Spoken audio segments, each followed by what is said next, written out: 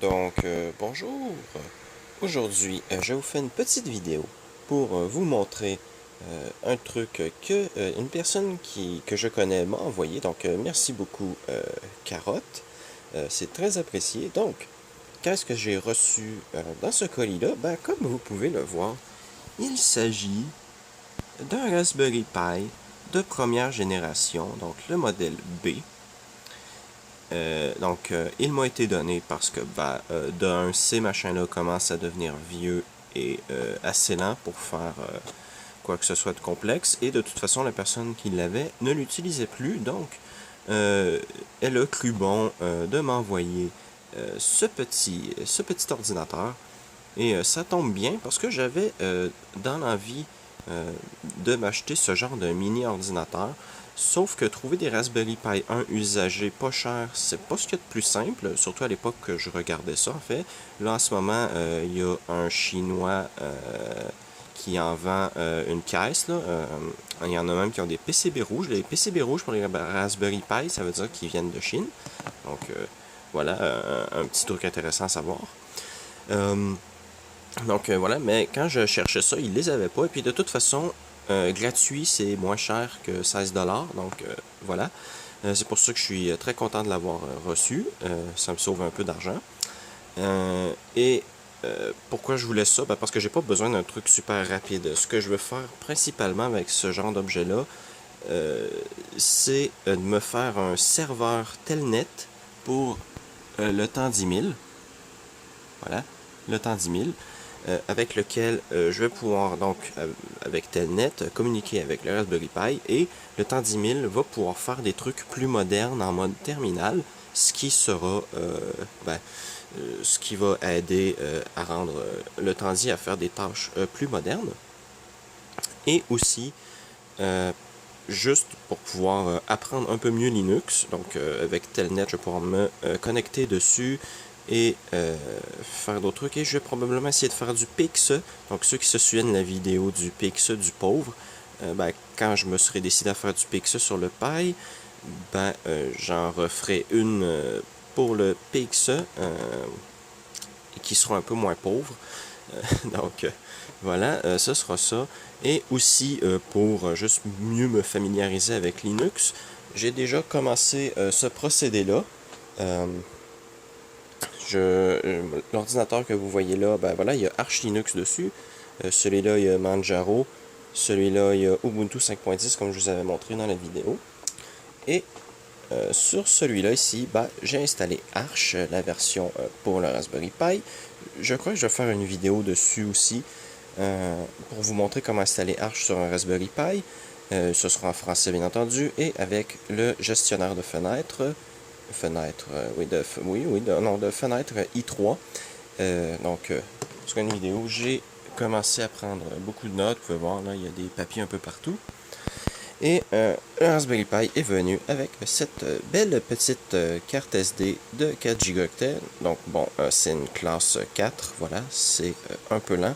Ce qui rend le Raspberry Pi un peu lent aussi, mais ça va quoi.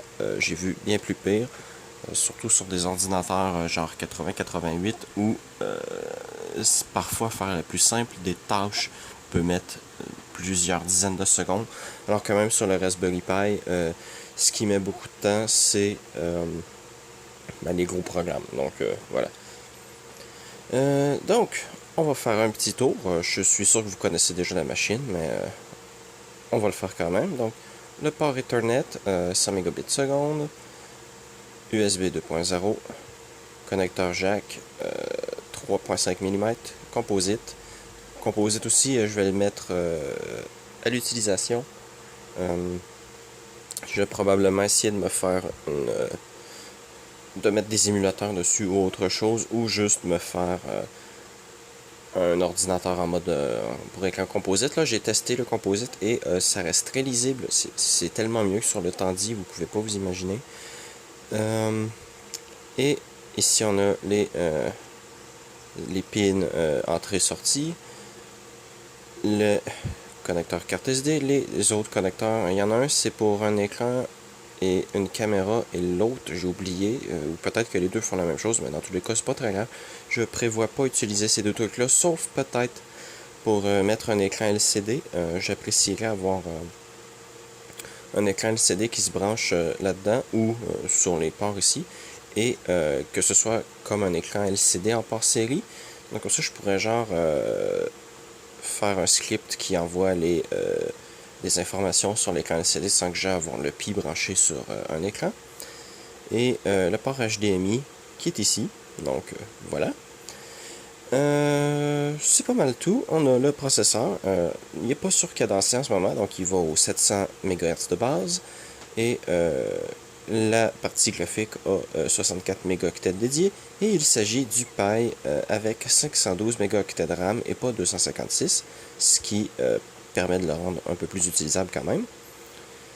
Et bah c'est pas mal tout. Donc je vais mettre la vidéo en pause pour le moment et je vais brancher ça sur la télé et je reprends. Bien, donc voilà, c'est branché. Ça devrait mettre une trentaine de secondes à démarrer.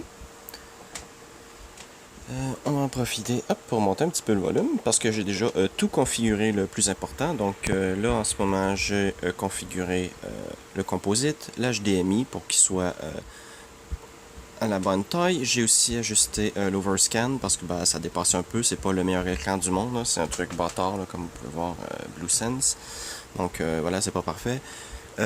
J'ai paramétré aussi la carte son pour qu'elle fonctionne avec le kernel le plus récent, puisque sur Arch, il faut ajouter une commande dans le config.txt dans le démarrage du Pi pour que ce soit détecté, sinon elle ne savent pas du tout que votre truc existe. Et je crois que pas mal tout est correct en ce moment, donc je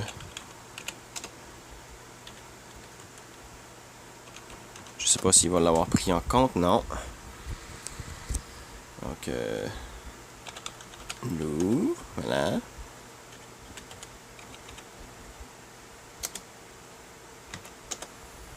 Voilà, bien. Et donc quand ça démarre, vous pouvez voir, hop, on a le petit NeoFetch qui apparaît. ALSA Mixer. On va monter ça au maximum. Voilà. On va faire sucre. Monte, Sacha, un, Sacha, voilà. Et on va faire un CT, Sacha, on va quitter. C'est. Voilà. Et on va lancer une interface graphique, donc STARTX. Et là, il devrait. Pardon. Et là, il va y avoir i3 qui va démarrer. Donc, je n'ai pas encore tout à fait terminé de le configurer. Comme vous pouvez voir, la barre du bas est encore comme elle est par défaut. J'y ai pas touché. J'ai juste configuré les paramètres locaux les plus importants. Donc, les locales sont en français canadien, le clavier est en français canadien, ainsi que sur i3, parce que sur i3, il faut ajouter la configuration du clavier aussi. Il ne la prend pas par défaut sur le terminal. Et voilà. Donc, on va faire un petit Windows entrée. Et on a Xterm qui démarre et qui affiche grosso merdo la même chose que dans le TTI. Hop.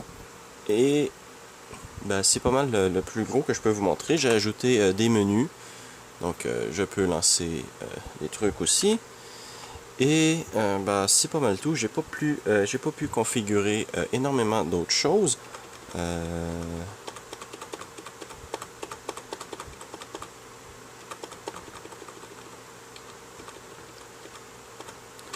J'ai, comme vous pouvez voir, ça c'est le fichier .x ressources pour le Xterminal. Donc, c'est rien de super intéressant. J'ai aussi configuré le i3. Donc, hop.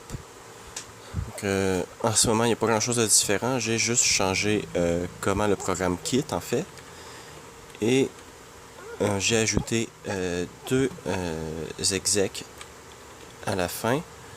Donc voilà, ici, programme exécuté au démarrage. Donc xrdb.ressources. Donc ça, c'est pour synchroniser le fichier xressources avec le xterminal. Et ceci, c'est pour paramétrer le clavier que j'utilise, qui est un clavier canadien-français, comme vous pouvez voir, avec les accents ici. Et ça reste en QWERTY, donc ça, c'est très bien.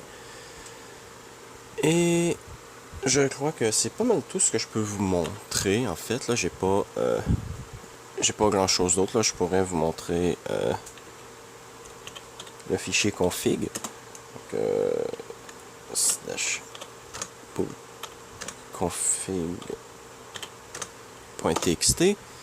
Et grosso merdo, c'est à ça que ça ressemble en ce moment. Donc, comme vous pouvez voir, j'ai le paramétrage audio, l'HDMI, la sortie composite. À savoir que j'ai désactivé la couleur parce que la couleur sur le composite, la couleur n'est pas très nette. Ce qui est net sur le composite, c'est le noir et blanc, donc le chroma. Parce que, en gros, le composite, en fait, si vous avez une image en noir et blanc, donc le chroma dans la version couleur, et par-dessus, il y a un genre de code analogique qui, en gros, dit par-dessus ça, tu me rajoutes les couleurs. Donc, c'est grâce à ça, en fait, que les télévisions en noir et blanc restent compatibles avec même le système moderne. Donc, voilà. Donc là, je désactive la couleur pour que ça reste net. Et vous pouvez voir ici le paramétrage de l'écran. Donc, l'overscan que j'ai dû faire pour que vous pouvez voir le contour de l'écran ne dépasse pas.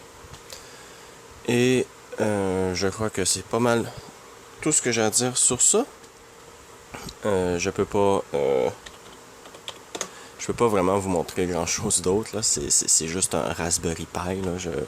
Je vais pas me mettre à faire des trucs extraordinaires avec. C'est juste pour la bidouille. Et comme vous pouvez voir, j'ai déjà bien commencé à le bidouiller. Donc voilà. Et je vais dire que je suis extrêmement satisfait de i3. Il prend tellement pas de ressources. C'est magnifique.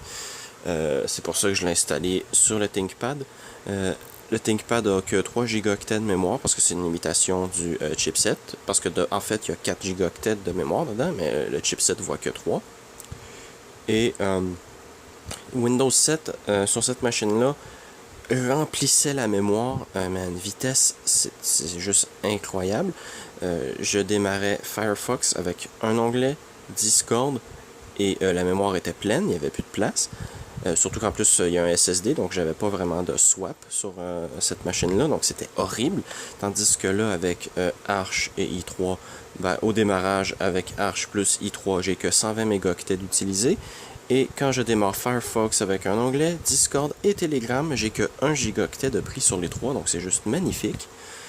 Cette économie d'espace, c'est juste merveilleux. Donc là, ce qui me reste à faire, c'est juste à voir comment personnaliser i3, connaître les commandes par cœur d'i3, parce que voilà, pour naviguer dans i3, il faut utiliser les raccourcis clavier. La souris sert grosso merdo qu'à 2 choses dans i3. C'est vous pouvez déplacer le curseur pour changer le focus de la fenêtre, ou vous pouvez sélectionner et faire des copier-coller rapidement. Donc c'est grosso merdo à ça que ça sert. Et aussi si vous êtes dans un menu, dans une fenêtre type plus GUI, donc comme par exemple Firefox, là vous allez avoir besoin de la souris. Mais voilà, ce qui est vraiment le plus utilisé sur i3, ça va être le clavier et non pas la souris. Donc ça va être de s'habituer à ça. Et voilà, et de personnaliser des trucs comme genre la barre ici là. J'en ai pas besoin de l'adresse IPv6 ni de l'adresse IPv4 là, ni de savoir qu'il n'y a pas de Wi-Fi et qu'il n'y a pas de batterie. C'est juste complètement inutile, c'est redondant. Et donc voilà. Et je vais probablement aussi m'arranger pour que les icônes se mettent ici au lieu de là. Donc, comme par exemple, quand on démarre Discord ou Telegram, les icônes de Discord et Telegram viennent se mettre ici. Et c'est quand même assez loin, en fait. Donc, je préférais qu'elles soient là ou à côté des bureaux virtuels, en fait. Donc, ça, je verrai ça, comment paramétrer ça plus tard. Donc, voilà, je vais juste vous dire quelques trucs que je pourrais faire. Et sinon, voilà, vous avez les trucs ici. Et je crois que ça va être pas mal tout pour cette vidéo. Donc, hop, on va quitter. Donc, j'ai paramétré i3 pour que quand je fasse, comme je vous ai dit, la touche, je me souviens plus comment elle s'appelle, mais la touche Windows, majuscule et E, ça quitte directement parce que de base, quand on fait ça, il vous dit vous allez quitter i3, voulez-vous vraiment quitter? Sauf que vu comment c'est dur faire cette combinaison de touches-là, je pense que je vais quitter quand je la fais. Merci, voilà. Et tout ce qui reste à faire maintenant, ça va être d'éteindre le paille. Donc,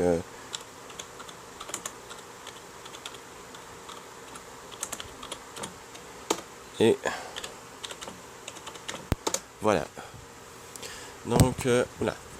En espérant que vous avez apprécié cette vidéo sur le Raspberry Pi qu'on m'a donné. Encore une fois, merci beaucoup Carotte pour ce merveilleux objet. J'aurais pas pu demander vraiment mieux. Donc voilà, en espérant que vous avez apprécié cette vidéo. Et à la prochaine.